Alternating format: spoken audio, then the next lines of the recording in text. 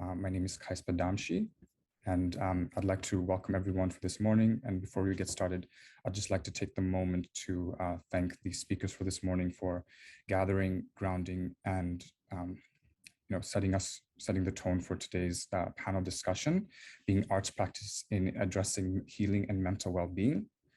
So in today's panel, we will be discussing the ways in which we as artists with lived experience continue to navigate the intersections of mental health and addiction in conjunction with sustaining ongoing art practices.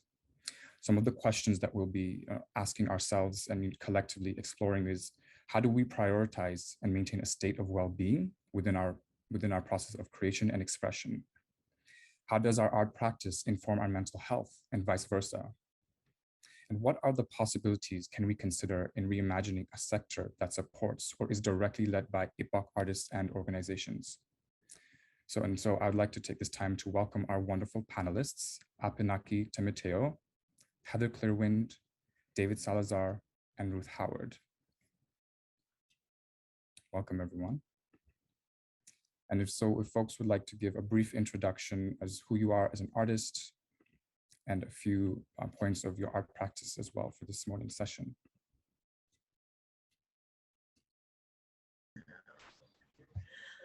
Hi, I am Apinaki Timoteo M. I am a member of Workman Arts, and I'm also the current Artist in Wellness for CAMH. I have been doing my textile art practice for over 10 years now, and it is a direct correlation with my mental wellness. My art practice has been used in order to help sustain my mental wellness. And I, in turn, also work with people in trauma, as well as persons who have mental illness and addiction, to use art as therapy. So that is me. I'm happy to be here, and I can't wait for us to hear all the different aspects of how we as artists use art in order to help sustain that, and also how we navigate it on a daily basis. So thank you for having me. Thank you, Apinaki. Hi, hello everybody. My name is David Constantino Salazar. I'm a Toronto-based sculptor, visual artist. My work primarily, my studio practice involves the tradition of hand modeling clay that often goes through a process of mold making and casting for public art. I enjoy working with metal. I've recently been working with ceramics, or depending on the project, I do cast in resins as well. It's highly material based, my practice. I often work with animals to speak to the human condition, and also question why is it and how is it that we use animals to speak of the human condition. I follow a fable-like structure in my work, and I'm extremely honored to be here today to speak about the process of involving our mental health within our studio practice, and how is it that we're maintaining our sanity through a very precarious time that we're living in right now. So thank you very much to everybody for this invite. Okay. Hi, everyone. I'm Ruth Howard. I'm a theater and visual and interdisciplinary artist, and the founder and artistic director at the moment still of Jumbly's Theater and Arts. And my work on my own and with Jumbly's is about making art. Well, making art with all sorts of artists and all sorts of people around questions and themes of urgency and curiosity, with communities in Toronto and farther afield across this land, this Turtle Island. I guess always I do that. In that work, I've always been guided by wanting to connect more deeply art and life for myself personally, and for all the people that we work and collaborate with, and for the place and the land where we live. So that's led to all sorts of questions and work which relates to some of the things we're going to be talking about today. So I'm very happy and honored to be here. Thank you. Hi, my name's Heather Clearwind. I'm a Tennessee, Nitsagas and Heather Ochinia, Vancouver, BC, Miigwet's Newakin, Toronto. So I'm just greeting you all and letting you know I'm from BC originally. I'm living in Toronto now. I'm a Nehio, some refer to that as Cree, Métis, and Celtic person, Two-Spirit, and I'm a poet, writer, musician, visual artist, and part of that multidisciplinary art that I create is like art is ceremony for me, and ceremony is art. So that's part of it. And I say Nitamagian and my people, when we open ceremonies, we say that, and it's an acknowledgement. In my language, it means I'm pitiful, and it's not a put down, it's an acknowledgement of my humanness and my limitation. It's an acknowledgement of the 7 generations I come from and the 7 generations forward. And it's a prayer to Creator to ask to bring through whatever I'm going to be sharing today in a good way. I'm really excited to be here and thankful. Exi, hi. Thank you. Thank you everyone for the introductions, and it's a privilege to have you all with us here today. And again, my name is Kais Badamshi, and I'll be moderating today's discussion. And so I'm from Workman Arts.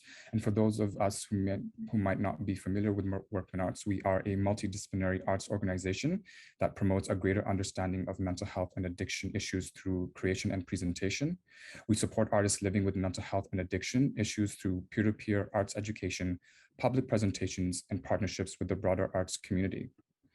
Before we begin our conversation today, I just want to take the time to acknowledge for folks that some of these conversations might be challenging. And so thus I encourage you to take breaks where needed. If you're needing to step away from your screen for a few minutes, please do so. Please do take a stretch if you're needing to. If you need to go outside or take a quick smoke break, do what you need to do to stay present as well. And I'd also like to take the time to include some mental health resources within the chat I will be posting briefly. Just give me 1 second to include in the chat for folks. All right. Well, thank you, David, Ruth, Apanaki, and Heather for joining us for today's session. And so these recent months have been a time of exponential growth and sector revitalization. And we as artists have observed and experienced these states of growth, renewal, and healing to be both a linear, but also a non-linear process.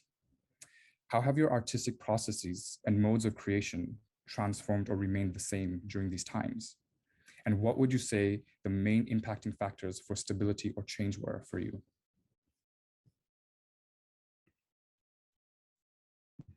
Can I go? Mm-hmm. Yes. Hi, guys.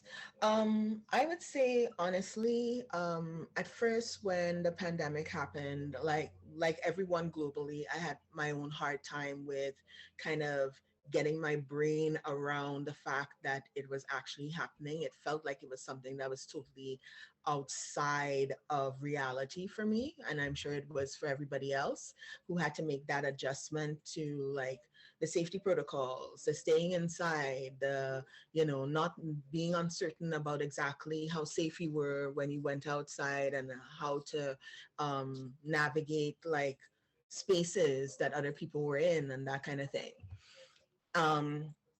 After getting over that aspect of it, it was really about knowing that I had a skill that would actually help people. So for a big part of 2020 as well into 2021, it was literally making space and workshops in order to help support people while they were going through the pandemic, while they had the uncertainty of what life was day to day. Also during the BLM, global BLM resurgence, if you want to call it that, it was also to make space for BIPOC people to be able to speak their truth and have a safe space in order to really speak about how every day they were also in light of having family members that were also suffering and or, dying from complications of COVID, to also have to deal with racism on top of that. So I felt that it was a time of how I could say it, mindfulness. I call 2020 the mindfulness year, when people really understood that their mental wellness was literally a currency that they couldn't just give away, that they had to hoard and keep, and also, know when they can make space for others, but also to reserve some for themselves. So I felt that I was helpful in being able to do that, to be able to make space and to also show people that there's another way in which they can make, say, an hour or 2 hours of their day where they didn't have to think about all the other things that were going on globally, and they could just focus on making something beautiful that brought them joy. So that's how it worked out for me. Thank you, Apanaki. I would say for myself, 2019, 2020, on a personal level, I was dealing with, since 2019, I was dealing with a fundamental change within family life of going through divorce. And then once the pandemic hit, managing living within two households and managing two kids going between the households. But I think that what fundamentally got me through this time were skills that I've adapted to I've applied to my own life, dealing with addiction, dealing with mental health, and being conscious and extremely aware of not getting back into habits that wouldn't help me out through a difficult time, mental and physical time in my life. So what I did was I started seeing a therapist again. I started running, biking, taking care of my physical health, in turn, my mental health, my emotional health, my spiritual health, because I knew that I wouldn't be good to anybody if I just spiraled down and just cracked. So I put myself as a priority, and I quickly gathered and my own community to work with, even if we're going out for walks. And then I could be useful. I could be there for my own kids and navigating this change. It was extremely precarious. And once I found that out, once I was able to breathe and hold it together, it was a year of hard work, of going deep inside and doing that work.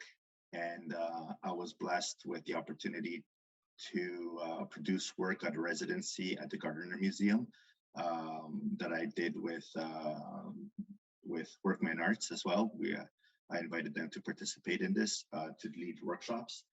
And I was in a position where I could speak to dealing with trauma and our own mental health through the work, the exhibition that I produced. And that was why I was invited to the Gardner for this residency to continue this work that I've been doing. And I felt that I had a responsibility and a platform to publicly have a conversation about our life after trauma and what that means on a personal level and a collective level. And I honestly feel that if I didn't have that year to sort of stop art production and just work on myself, then I wouldn't be able to take on that responsibility. So that's how my art practice was affected. I had to put it on hold in order so I can use the platform that I was given to be able to reach as many people as possible, virtually and in physical, once we were able to open during the summer. Thank you, Dave. Well, personally, going into and through the pandemic, I was in a very, and still am in a very fortunate and privileged position. So, to weather it, I think it was easier probably to be a bit older in the pandemic. I didn't have young children at home, didn't have any children at home. Well, anyway, not really. And I do have a partner I live with, so I had company, and I do. Although I ended up living in a few different places, I did have security of home or even homes, and so with a lot of awareness of all the huge challenges, I was very lucky, and I was very aware of that. Um, and it also allowed, as I think many of us who were on the fortunate side found, and maybe on the older side found, that it was a time of kind of forced slowing down, which was very valuable for kind of assessing. And it is kind of, there were often times when I thought, what would I, sort of mental health and managing wise, what would I have possibly done if this hadn't happened personally? How did I think I was going to do all the things I was going to do? And still, so that's interesting. On the sort of personal challenge side for me is that I'm one of the caregivers for a mother in her 90s who lives independently, and with a sort of partial memory, and needing a certain amount of support. And so offering that through the pandemic, that, kind of heightened, as well as that being a growing situation anyway, that was probably, the main kind of health related thing for me. And also just, I used to say through it, I think, I'm going to come out of the pandemic older, or realizing that I'm older. I'm 64 now. And, I think I would have got arthritis anyway, probably already did, but sitting down at the screen a lot, like I kind of realized at some point, if I don't get up and go for walks, I'm not going to be able to walk. So that was kind of, again, maybe just slowing down to notice that, or sort of being aware of kind of physical needs at an age where it feels easy to sit down all the time, but it's actually not so good for you. You get kind of disembodied. I got kind of disembodied. Like you just start to feel like a brain and a screen. And at some point I like quite physically realized I can't do that. Anyway, but so that's kind of me in the midst of it. But professionally with the work, and with Jumblies, because we, our mandate and our work is about radical inclusion, including people in art making, and not accepting what the barriers might be. And this threw up a whole lot of new barriers not to accept. So that where in normal times we would be providing healthy meals, providing on-site childcare, providing translation, interpretation, taxis, drives, whatever it took to one-on-one personal caregivers to allow people to be part of our collaborate in our arts projects and take part once it was online. Quite rapidly applying those values, discovered that how to do it online. So we put a lot of Jumblies, and this is not just me, there was a really, really good team of artists and staff working on this, but we put resources into it, and we also got COVID recovery resources aimed at getting people who were, in different ways, who were marginalized, or it wasn't so easy to come online, to be able to come online. And that included buying tablets, buying microphones, paying for people's Wi-Fi, paying for their SIM cards. In some cases, people were homeless or had precarious homes, so we couldn't link to Wi-Fi. So we'd buy, portable hotspots, buying devices that allow people with different disabilities to be able to hold their tablets, press mute buttons, providing one-on-one coaching and support for people who may have never used Zoom. Well, many of us hadn't, but actually maybe weren't even familiar with using the internet. This including people who were elderly, who had different abilities and disabilities, who, as I say, were in precarious housing, and had language barriers or whatever. So that, and the amazing thing about it was it worked. It has worked, and it allowed for a real exciting art making and inclusive art making online through the whole year. And I guess for me and for Jumblies, it's that combination that really is that, the art is serious and meaningful, and the dedication to engagement and support of people is equally serious, meaningful and serious. The other thing that we did as well, recognizing that we're working with a lot of people who are just plain kind of lonely and suffering, and with mental or physical health or isolation, is we started doing we created a whole staff cohort of what we called our wellness team, and they would either phone or do outdoor visits or porch visits or whatever for I don't like several dozen people every week who needed the extra support, kind of beyond the art making, but just for to support their lives in a way that I guess in real life we might just be here drinking tea together and be able to have conversations. So there was a social lack, and yeah. So from all that, now it's in between times, which is quite strange. But I guess what I learned from that is that if you put the kind of artistic social values first, much more is possible through hard times than one might have imagined. Because community arts, it didn't seem like it would be something that would translate online, but that having the holding on to what we believed in is actually what made it possible. Thank you. Thank you, Ruth. Yeah, so for me, something I started right away back in March 2020 was I put a support group online, and it's part of the compassion inquiry work I do, which has a very large component to do with nature, which is part of my art. And as I mentioned earlier, for me, art is ceremony, ceremony is art. So that group is still running. And I think that's one of the gift of the restrictions, because it's something I probably wouldn't have considered doing. And so that, my history as a trauma survivor and having been in recovery since the early 90s, there was, periods of time where I wasn't in recovery, but the majority of that time I've been in recovery. So being able to utilize those skills and the tools that I've learned and, sharing them with others has been helpful.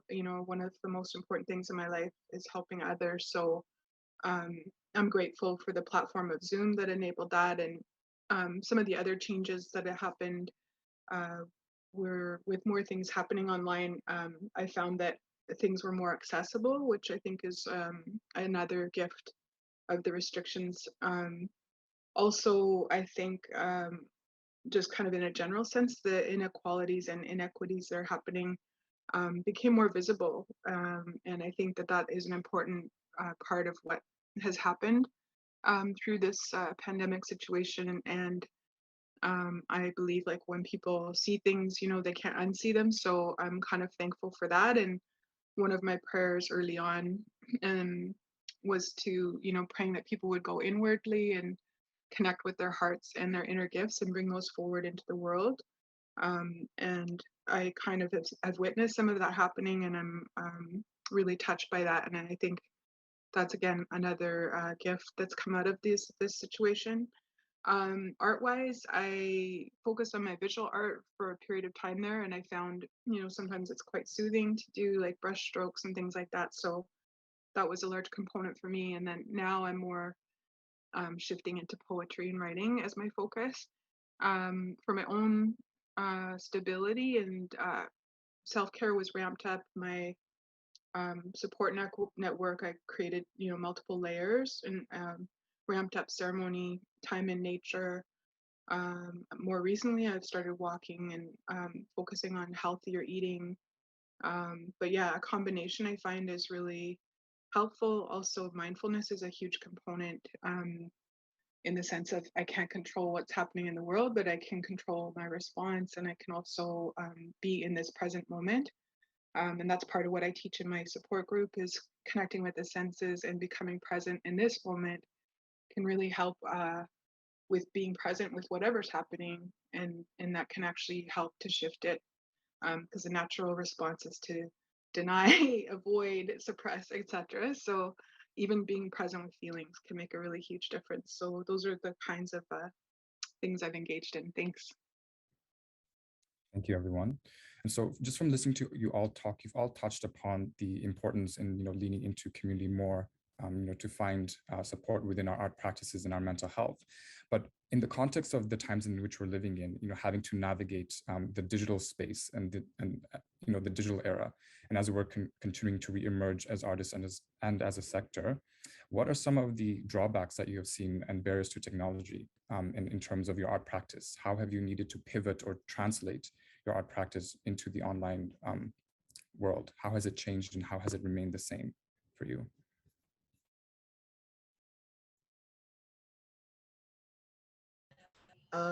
I know for me, pivoting was the interesting part of it, trying to figure out how to not lose the energy that I would usually have in one-on-one workshops with my participants, and also making sure that they're seen and heard within the virtual space.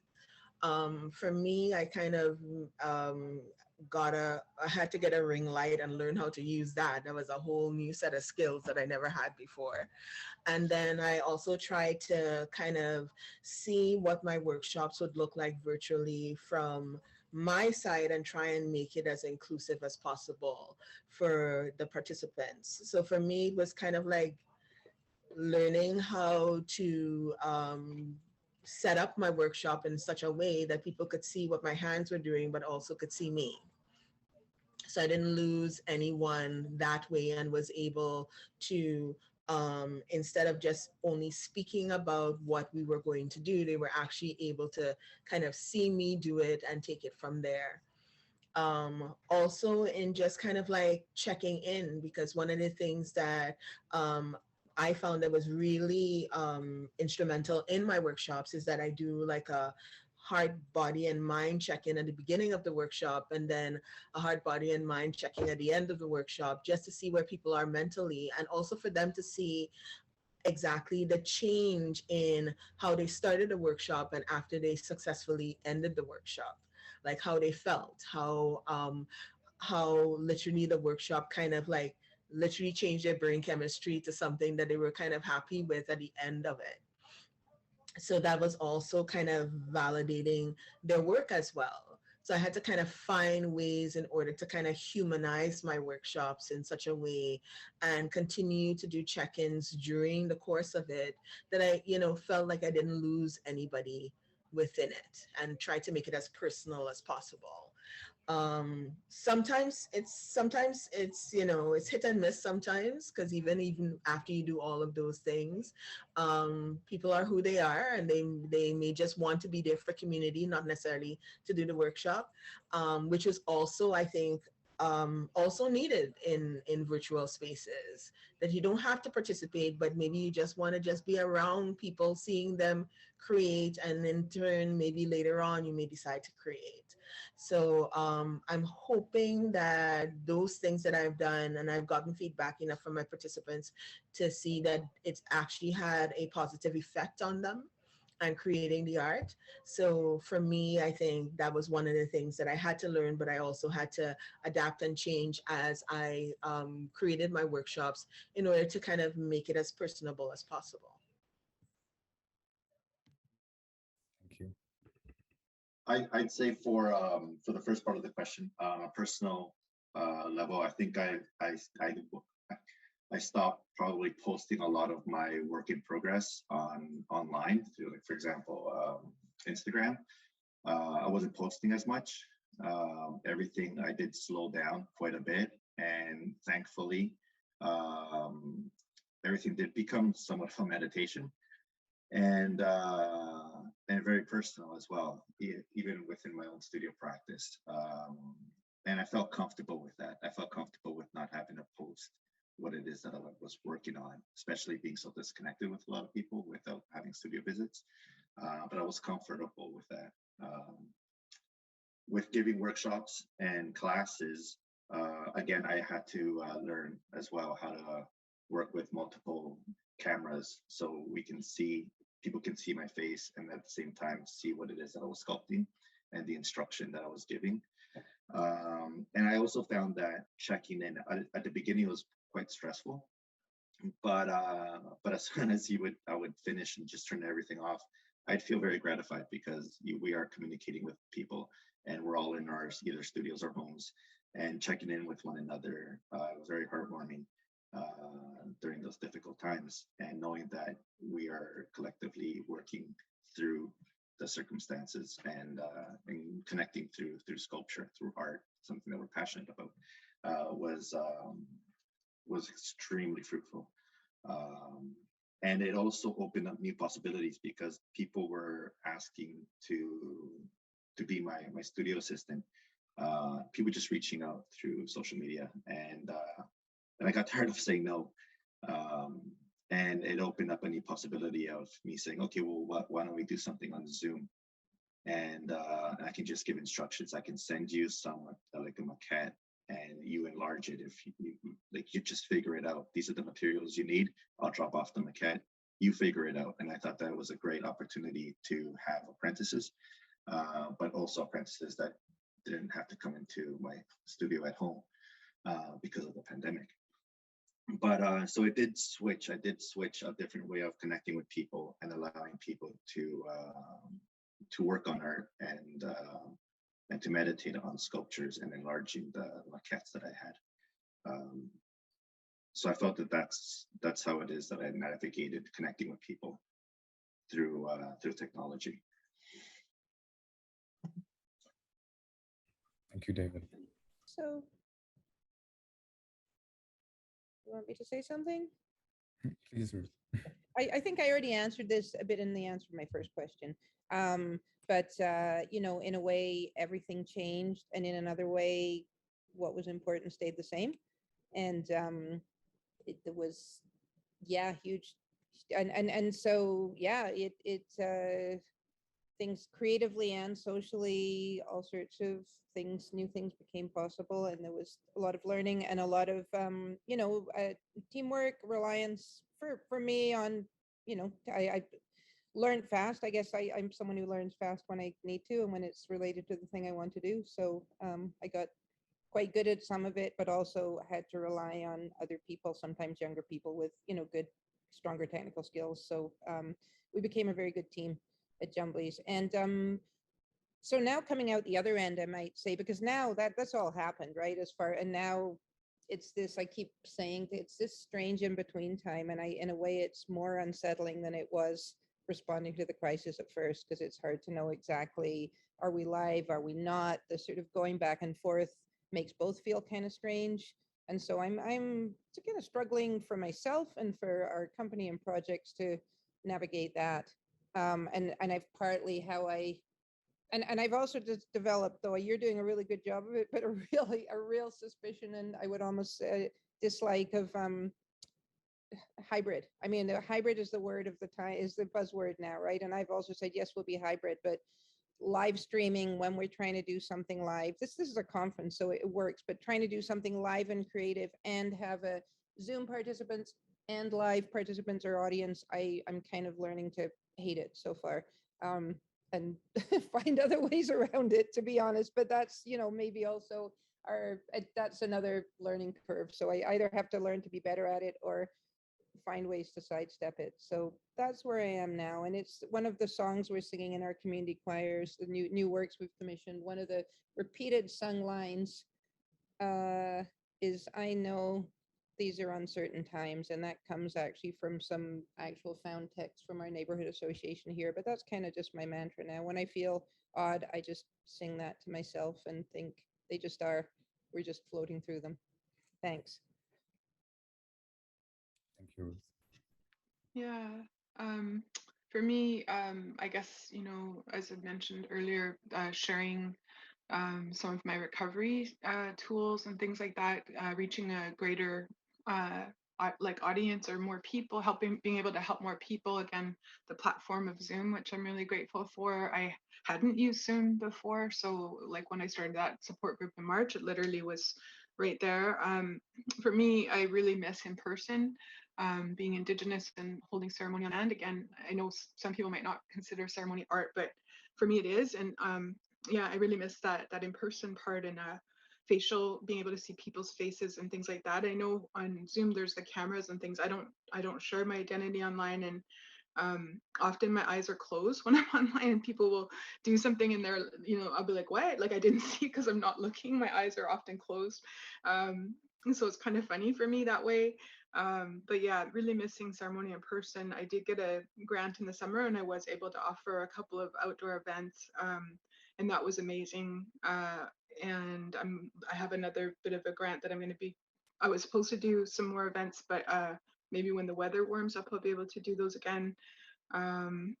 Yeah, and as for displaying my work online, I did share some of my visual art online on social media for a time. I've kind of stepped away from that because I'm not creating as much visually poetry. I've always shared online on my blog and in my social media posts, and I continue to do that. And I recently joined a Indigenous writings group, and I find it really inspiring connecting with other Indigenous people. Yeah, thanks. Thank you, everyone. So I'm seeing a lot of this common thread and theme and this shared sentiments of, hybridity. And like, I really echo the sentiments of like the difficulty that we've had to navigate in having both the digital and also in person, and just having to, navigate what gets translated and what gets left behind in having to navigate those two structures. And so in saying that, I'm a little more curious in seeing in the context of navigating, again, our state of mental health and well-being, in the context of stewardship, planetary and land renewal, what can actively cultivating a relationship look like with the land for non-Indigenous people in contributing to planetary renewal? So also in both a digital context. So how can we continue to engage with cultivating a relationship to land renewal?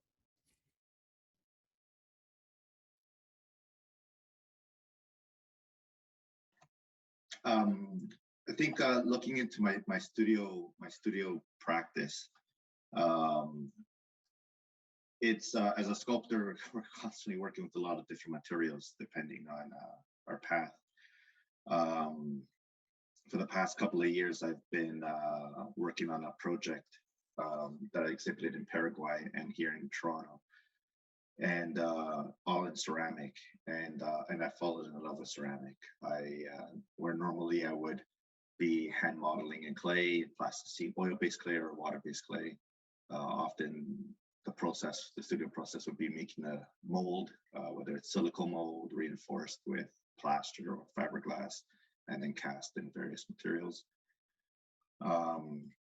I've been looking towards working with alternative materials for both not polluting as much, but also looking at the spirit of the materials that I'm working with.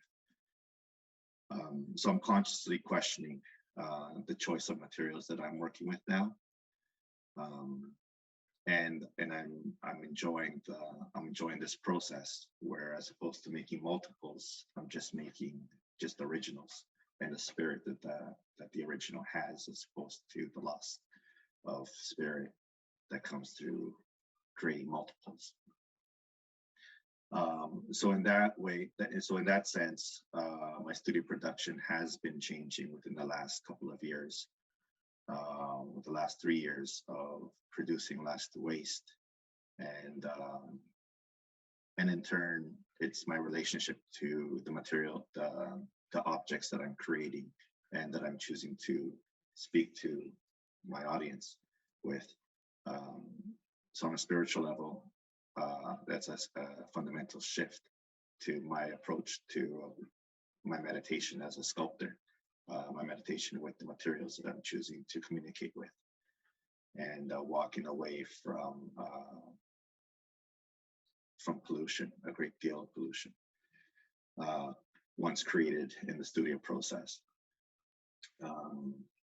So in that respect, I would say I'm changing my ways, as I'm questioning my ways, as part of the message that I'm wanting to communicate through my practice.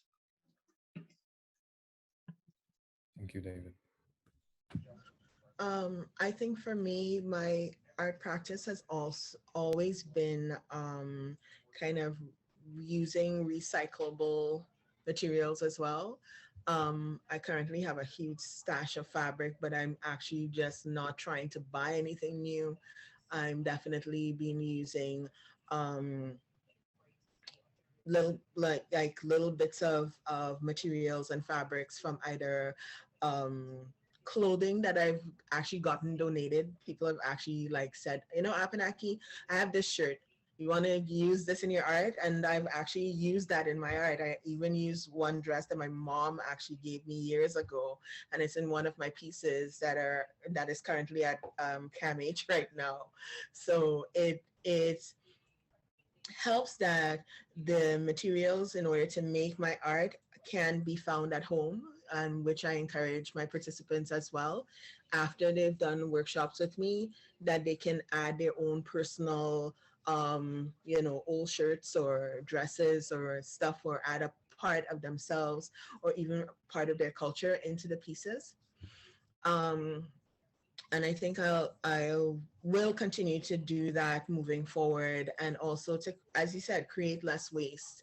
Um, Also to be able to, I use things like coffee and Kool-Aid dye and stuff like that in my work as well. I tend to use unconventional dyes and stuff on wood when I make my mixed media pieces, in order to just kind of use stuff that is readily available within my house, that I don't necessarily have to go out. And I want to continue to also let my art practice evolve that way, in which I can use materials with maybe unconventional materials to create different types of textile art and different types of mixed media art moving forward as well. So I'm hoping that that in itself would also add to lessening my carbon footprint, and also making people understand that you can just recycle from at home and use those materials to create something beautiful as well. So and I intend to also educate myself a bit more about the significance of the indigenous people and their impact on the environment, and also kind of lend my work a bit of a voice towards that as well. So yeah, so that's what I'm trying to do on my end. All right. Well, what to add? Yeah, at Jumblies, well, keep really, again, carry on, keep listening, keep learning, keep supporting, keep gauging. This is personally, and what, when to take leadership, when to support, when to step aside. And in Jumblies, so we have shared Indigenous leadership within Jumblies and within our staff. And one of our major projects, which is continuing through the pandemic, is called, I'll put it in the chat, Talking Treaties, which is a multi-year project led by our Associate Artistic Director, Ange Loft. And if she was here, she would say more, but the pandemic, it's about artfully sharing knowledge and awareness of Indigenous treaties and history and realities in this land of Toronto and surrounding. And there's been Ange and her team, while everything else has been navigating through the pandemic, have been dedicating their time, which I think in a way it helped free up time for it, writing, creating, and now publishing a book, which is going to be called The Treaty Guide for Torontonians, and it's co-produced by Jumblies and the Toronto Biennial of Art. So it's going to be now launched in their postponed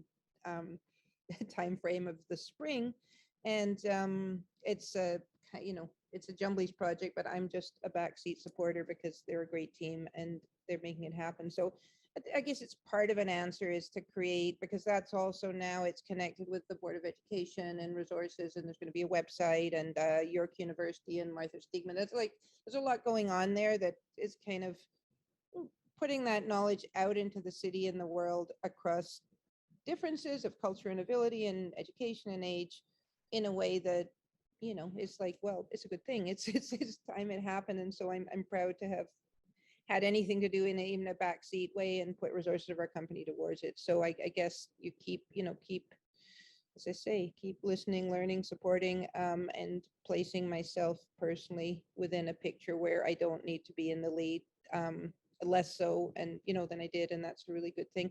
Other than that, I used to travel a lot for work because we work on projects around the province and the country, and of course I haven't for a long time, and so that just raises a question, will all that time of us staying at home and not driving and not flying, and I've kind of got used to that, but is the traveling good for the relationships? To what extent? is the online. So those are kind of questions carrying forward that I guess have to do with sort of care of the land and awareness of the environment. I don't know the answer yet. I don't know quite where that's going to sit, but I am, and I think we all are more mindful of that before we go somewhere or decide to book a flight or that, to think about, is there another way that this could happen? Thank you, Ruth. I'd also just like to draw attention towards the chat where Heather has taken the time and the labor to introduce a course for folks who are wanting to educate themselves more in the context of allyship towards Indigenous peoples.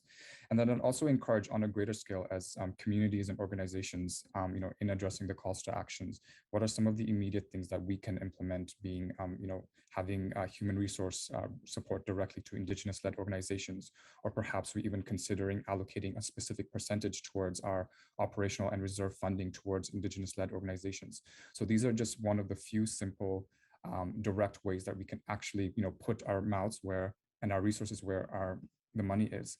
But again, just continuing to educate ourselves on the Truth and Reconciliation Act document that's also in the chat, and also what Heather has highlighted as well. So I just wanted to, really emphasize and underscore that as well. Heather, I don't know if there's anything that you would like to add in this respect, but. Yes, Yeah. thank you. Thanks. The nature is such a huge part of my life and my healing and my work. And if it weren't for nature, I wouldn't be here. And, I regularly do ceremony out on the land. And I want to decolonize our world and our city and normalize, seeing a two-spirit woman out in a park doing ceremony. And it's been a little bit of a battle, and it took me a year to get a permit working with the city and different departments to enable, like, for example, sacred fires. I'm always thinking of 7 generations forward. That's part of our ways and my teachings. And so I hope that in doing that, I'm not seeking permission. I'm doing what I'm going to be doing because we've been doing it forever. But I'm trying to find a way to help it for the future, so other Indigenous people don't have to go through the trauma of authorities coming and all those kind of things. So that's just a tiny example of something I want to normalize. The relationship with the land is very strong, and it's not just, Indigenous people. If you consider the elements in nature supporting you since you were born and since conception, and how that support has been there every single day since. The air, the water, the fire, and the earth and the fire and the water, like, it's all sacred. Providing every single day, and what a long track record of support that is. And I encourage people to consider that track record, and that you can rely on that going forward. That can be a really good mental health support. Also just understanding that the elements and nature, the earth, they don't need us. We need them. And it's very humbling to understand that. And in our teachings, we need them. And so tomorrow we could be wiped out and the planet will continue. Everything will continue a lot better, actually, without humans. So that relationship is developing an intimacy is important, and being out on the land and having time in nature can be really helpful for mental health. And it can help towards building a reciprocal relationship. When one understands that intimacy and that connection, they're much more likely to take care of the planet and protect it. And I remind people that, even if you're not Indigenous, if you go back far enough in time, your ancestors would have been like squatting around a fire, would have had intimacy and an appreciation. And so that's kind of what I try to encourage people to do, to build a relationship with nature. Thanks. Thank you, Heather. Thank you so much for sharing that.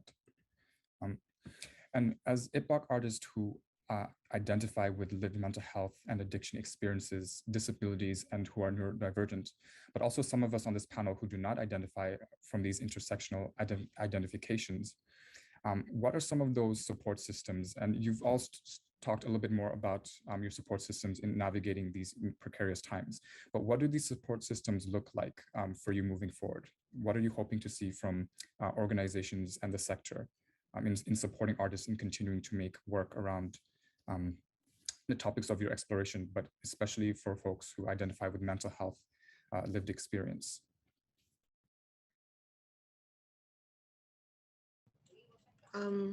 I think for me, I would like to see organizations that are actually um, have people with lived mental health on their boards, on their, as managers, as people who have influence and who are able to use their leverage in order to create a level playing field for people who are neurodivergent. We have a lot of organizations there that support people with mental illness and mental health and drug addiction, but we really need that the staff members, the managers, and all of those also have either struggled with it, have family members that they support with it, or work directly with nonprofits that they do that one-on-one work with. I think you could only make spaces safer for people who are neurodivergent and who struggle with mental health and addiction. It can also change what the landscape is going to look like moving forward for organizations like that to be more inclusive, and also to include BIPOC representation where those voices need to be heard as well. We want organizations that actually are not only saying that they're doing the work, but actually showing that they're doing the work when you come into those spaces and you see people who look like you, who have influence, who can change things, who could give voice for marginalized communities that may not have a voice or platform there. I think you could only create more spaces for diversity and also for other perspectives that may actually change the course of how organizations interact with their membership. So I can only see that as a bonus.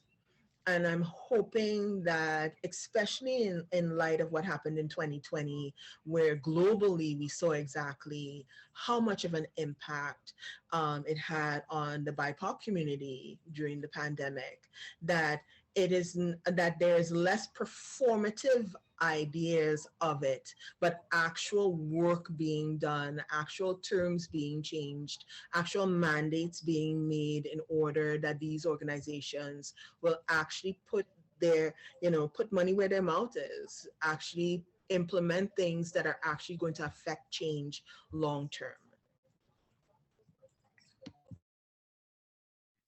Thank you so much for that, Apanaki.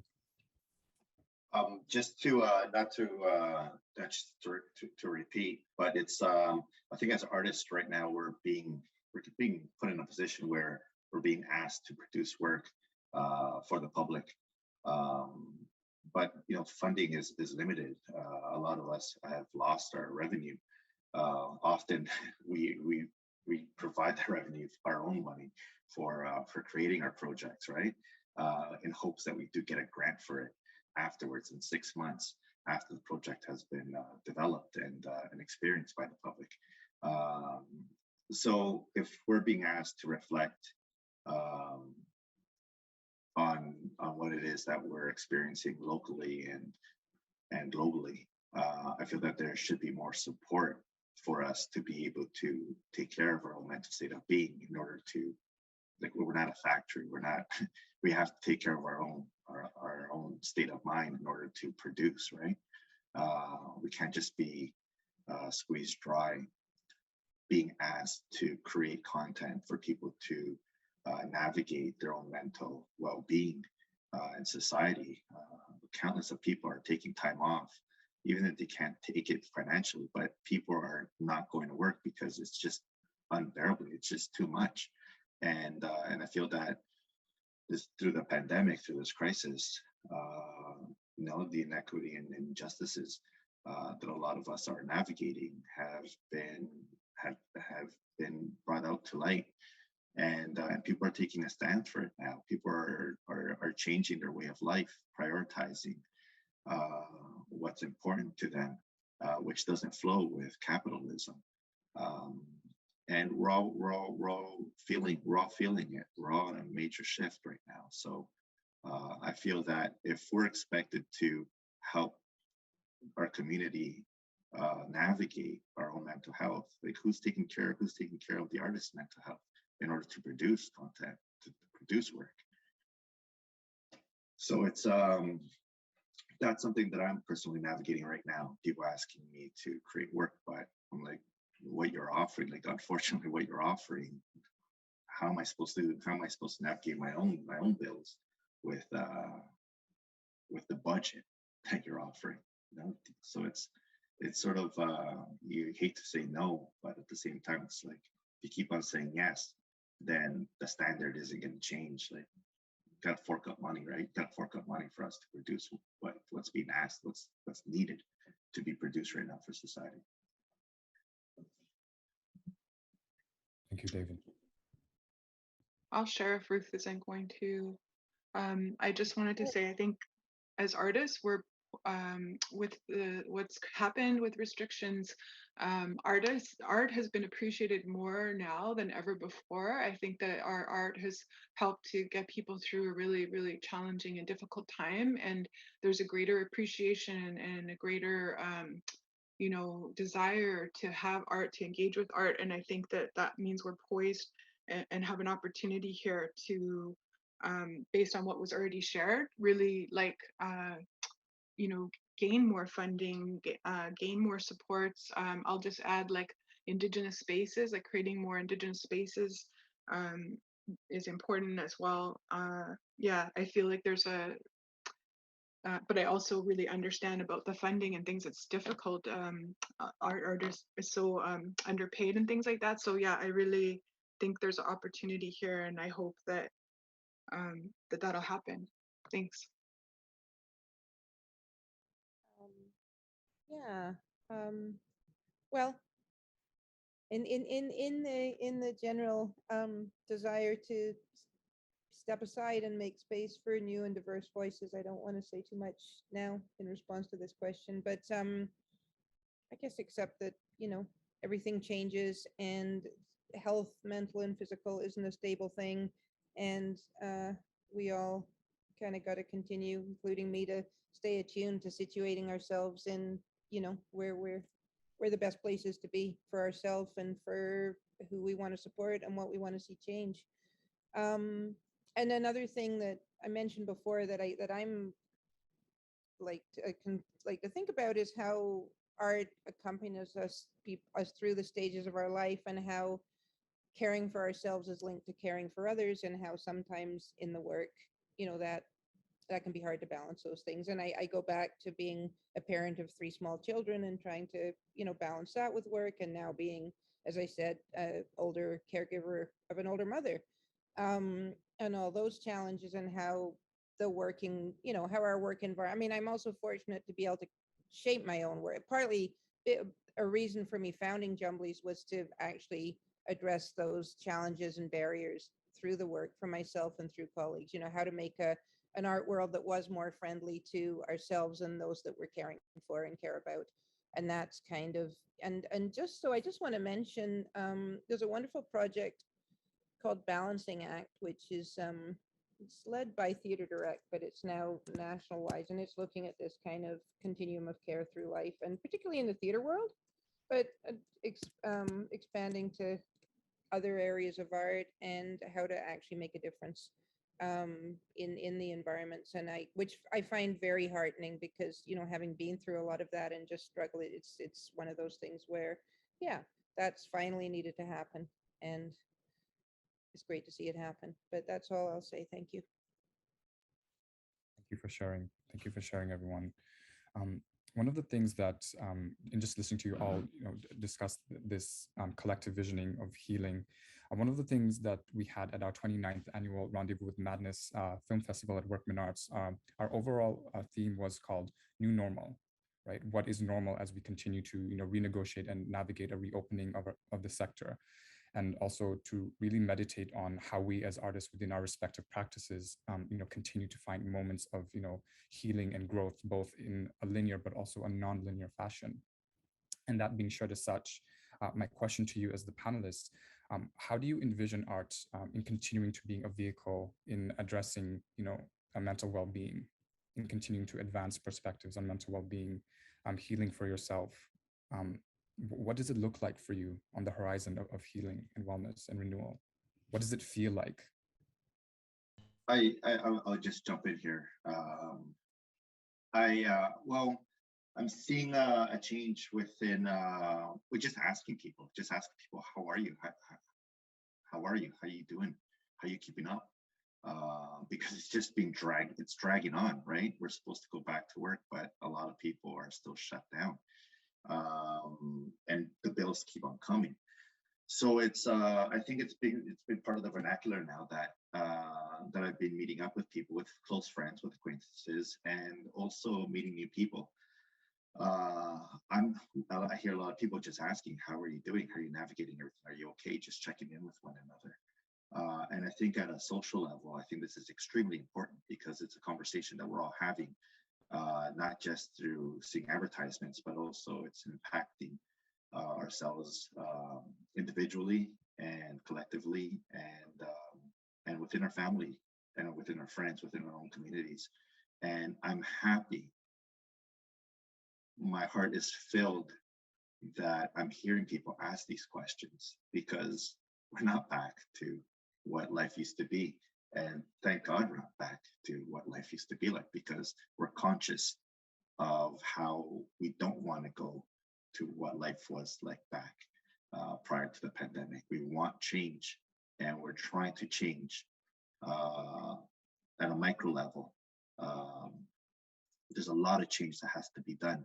And I like hearing that people are incorporating this change through daily dialogue, and even within among strangers as well, meeting strangers. And I can see that people are tapping in to how it is that we have to change within society and the society that we live in. So on a personal level, on a social level, I feel that people are conscious about this, and that these questions have become the norm now. So how is it that we can propel it to actually instigate change? But I think change is already happening because it's part of our daily, at least through my experience, it is. And I'm grateful for that. So I think we're in the middle of the storm right now, and I'm looking forward to see how we can continue to actually have systemic change now. I think that answers the question. Thank you. I just want to say I'm going to pass on this question because I think I've pretty well responded to it and I want to make time for other people to have a chance to say something. I think right now, I think people are not afraid to kind of share their mental wellness on any given day, any given time. You can see it on all different platforms that people are literally like showing their authentic self, just literally without no frills, just this is me. And having other people resonate with that, and having other people understand that it is like a day-to-day struggle, that sometimes we do good one day, sometimes we're not doing so good the other day. As David said, people are checking in with each other. They're asking those questions.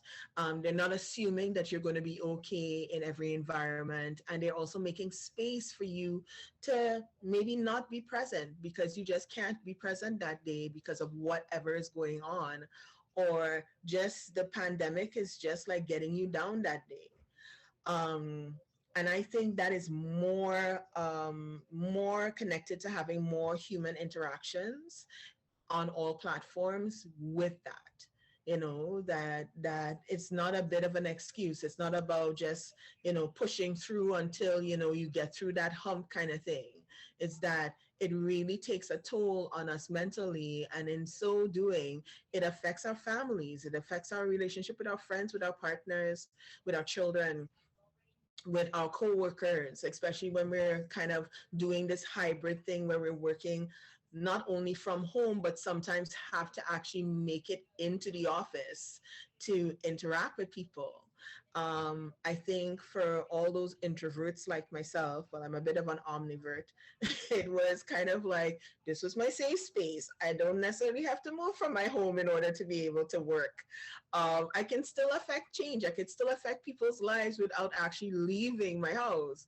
But then the sad thing about that is that I get really comfortable at home, and then when I have to have a one-on-one interaction, I'm like, can I do this today? Do I have the spoons? Do I really want to meet this person in person? So, it has been, we're getting new language around it. We're getting new parameters around it. And people are also looking for a kind of medium about what is really important in life. The rat race is not important anymore. It's about the quality of experiences. It's about feeling safe, regardless of where you are mentally, physically, emotionally, or otherwise. It is also for making space for those people who may not be able to be present, may not be able to feel safe in spaces because of the pandemic and because of how uncertain everything is and has been since 2020.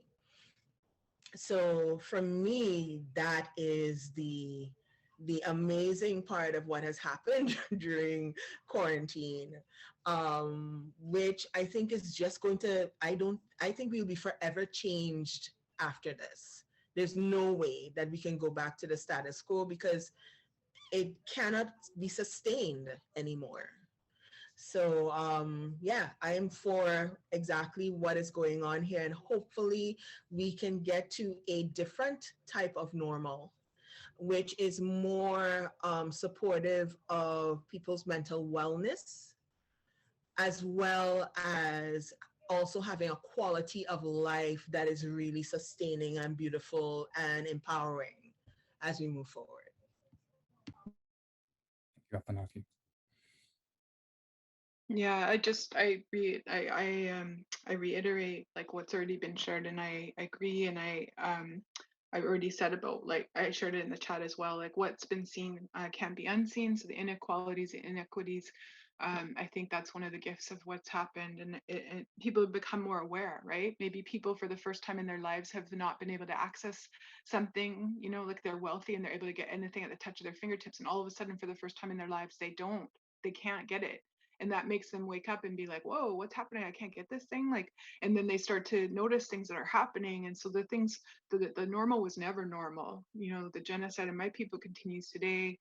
The different things, the issues we're facing as Indigenous people continues today. And it's one of the not benefits, one of the good things I think that has come out of this is just a lot more visibility to these things that were never ever normal. And yeah, prioritizing what is actually important for people. I think that's happening for a lot of people, and I think that I hold hope. I might be naive, but I hold hope for the future, and that things will become better because we can't unsee what we've seen. So yeah, thank you. Thank you, everyone. Thank you for sharing. And, I'm just wanting to also be mindful of time and our audience. And if there's any folks who have any other particular questions or something that resonated with you from the panel, if you're wanting, to have an opportunity to, speak or to share back, or if you feel comfortable in engaging in the chat, I do encourage you. But also I'm feeling very inspired and humbled from hearing from the panelists today, and, in so wanting to reflect back and also sharing my own experience. Identifying as someone who lives with addiction experience since the age of 19, being a part of, enrolled in Camp H as well. And one of the difficulties in having to navigate my own mental health, but also in tandem with, my role at Workman Arts as the interim public programming and partnerships manager, when I was first onboarded, I believe it was last year in November. The challenge of being, onboarded online, on virtually, not being able to work with my colleagues for almost 6 to 7 to 8 months. And it was really challenging to really gauge the overall pace of things, let alone when we had all come to a complete shutdown in the world. And, time, we all sort of felt that we were suspended in this limbo state. So there was this, hybrid almost experience, and like in part of me being, present and aware, and this other part of me still playing catch up or lagging to what's, happening around me and in my body. So just like listening to the conversation which we've been having today, and just, resonating with these realities as artists, as arts administrators, these realities of, healing being linear, but also non-linear at the same time. and then experiencing, organizational culture and, team dynamics, and even getting to meet the members at Workman Arts. I met most of the members online at Zoom. I still continue to do so to this day. But now that we are on, in office on site, I'm now able to have the privilege in engaging with people face to face. And so these are just like the realities in which, we're all, that I've, been experiencing and, acknowledging and relating to the panelists as well. So yeah, I just wanted to, again, open it up to the audience if there are any other particular questions that folks may have, anything that resonated.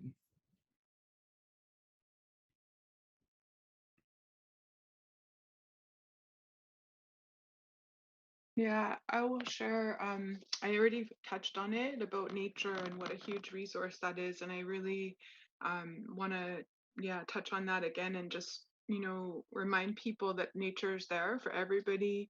Oftentimes being Indigenous, people are like, "Oh, you're so lucky being Indigenous. You got this connection to the land," and it's like, you know what, you do too. Like we all do. Like we're all provided for by the earth and the air and the water and the fire. We're supported every single day, and that's accessible. And during restrictions, maybe it's not as accessible externally, like in the sense of going physically somewhere. But I encourage people, like I do in my groups and different work that I do, my healing work.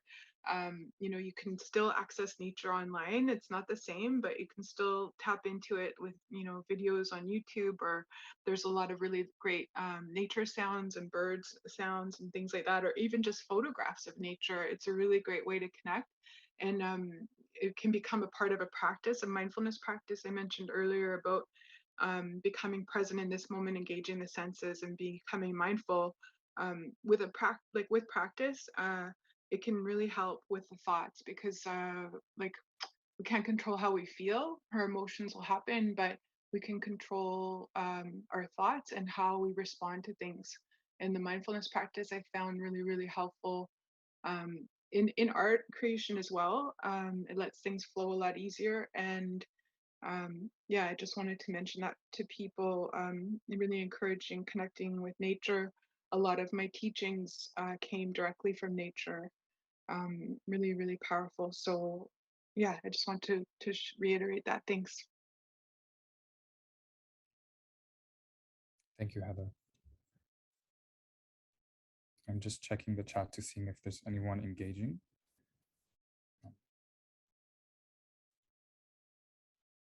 Or perhaps even this question that I can pose to members of the audience. I'm seeing a question here. What are some memorable experiences you each have working with within the communities that you engage in?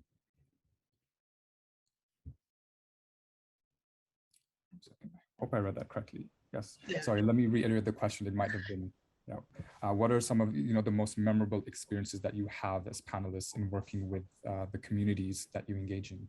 And thank you for the question. I would think just being able to kind of speak to participants who've actually been using my art practice to help even after the workshops, to just kind of have a safe space for them to create. I got an opportunity to not only work with fellow Workman Arts members, but I got a chance to work with staff at the Ryerson, staff at CAMH, in order to kind of support their own mental wellness as well. And it's beautiful to see the impact of something so simple as art. And art could be as complex, but I really try and get it to the basic level. Like we were doing finger painting and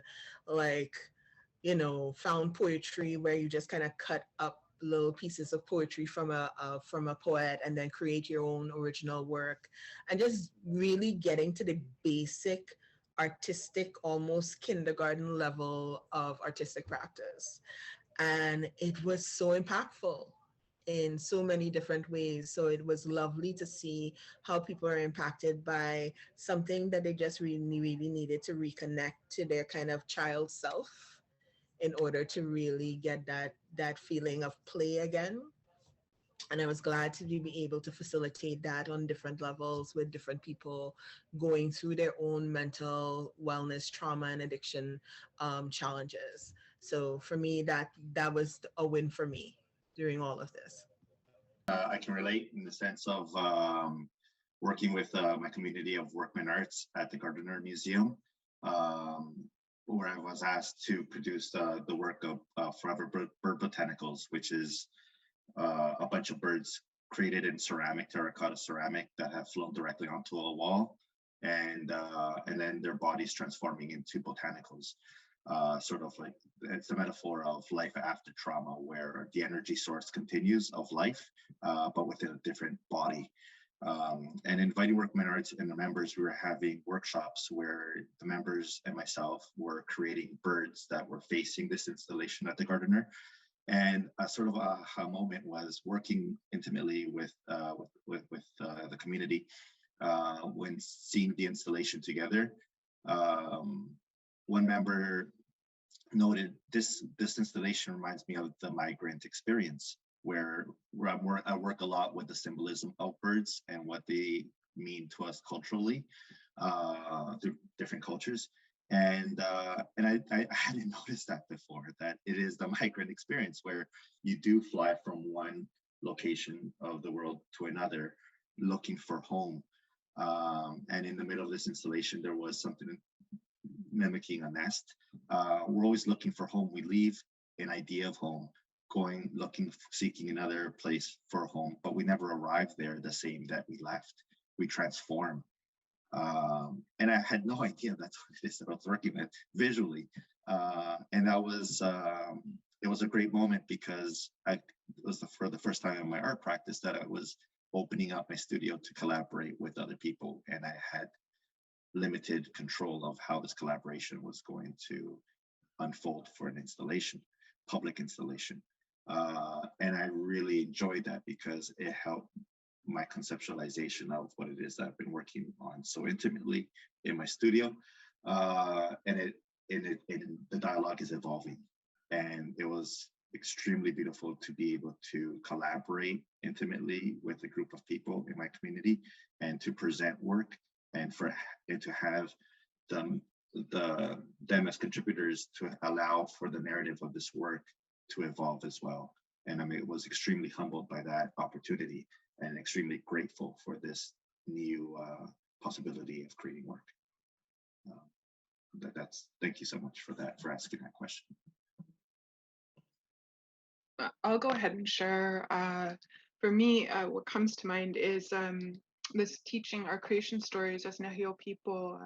We are taught that we come from the stars and we go back to the stars, and we're limitless light beings that live forever, and this life is just a tiny blip. We come from Pakonagizik, the hole in the sky, which some people call Pleiades. And I shared this teaching in one of my gatherings. I share them in my gatherings, this teaching, but in the ceremony on the land in the summer, I mentioned with the grant, I was able to host a couple of events in person. And this is one of the teachings that I shared there. And in that, in those ceremonies, and in being with people again in person, and sharing, part of who I am, it was really, really powerful and really moving. And I got to tap into that limitless feeling of being like this light being that, like, sky's the limit, because I find with the restrictions, it's been feeling like the opposite. And so it was a really beautiful moment. What really stood out to me was a homeless person who'd been living in shelters shared with me after, the teachings that they heard from me, the different things I shared about nature. I had people connect with nature. I led them on a meditation. I spoke about the elements and how connected we are to the elements, and how they've supported, and all those different things. And they shared, this homeless person shared that the teachings helped to teach them to understand that the home that the home that they want, and the home that they're seeking, is within them. And so, like, no matter where they go in life, or being homeless, that home is there, and that they can access that. And it was really profound and beautiful, and I felt so honored. I feel so honored to bring through teachings that can help people that way. Thanks. Yeah, Matt. Well, I mean, Matt, just like quite a few decades of like really deeply memorable experiences, because creating art in collaboration with communities and people, that's, you know, that's what that's what nourishes my life and work. But so many things, and part of my, like, now is at this sort of end of looking at transitions is what's how to preserve that and share that, like all that meaningful overabundance of meaningful experiences. But really recently, most recently, just a week ago here at our studio, we had our first, we had a work in progress first session with our mixed ability, radically inclusive, now for the through COVID online choir and experimental arts group, and a small group of live singers here at the studio, starting to working to perform a piece that we've all been practicing online, composed by someone called Ari van der Ven, young composer, very who's really leapt into the possibilities. Where so really my first experience of really exciting hybrid performance, where most of our choir was singing online on a Zoom screen that we could see from the studio, and then the 6 or so live singers were singing their part live for a live audience in a way that had all been created for it all to fit together with, like, extremely beautifully, which we could have only imagined. Like, I didn't realize what it was going to be like until I heard it then, and it was truly artistically beautiful and amazing. So yeah, that's just a recent memorable experience that also at the same time was inclusive of a lot of people of many diversities and making beautiful art together across this weird hybridity. Even though I said I hated it, in that case I loved it. Thank you. So we have about 10 minutes left, folks, and as part of the extension and offering of the panel, if folks are comfortable engaging within the Zoom breakout rooms as well. So I think for the next 10 minutes, we just have a little bit more time if folks are wanting to discuss a little bit more about the topics and themes that resonated for you while we wrap up this segment of the panel. But again, just a big thank you to our panelists for sharing today so intimately their reflections and experiences as well. And again, thank you to everyone else who has made it possible to gather here today, both virtually and in person in another location.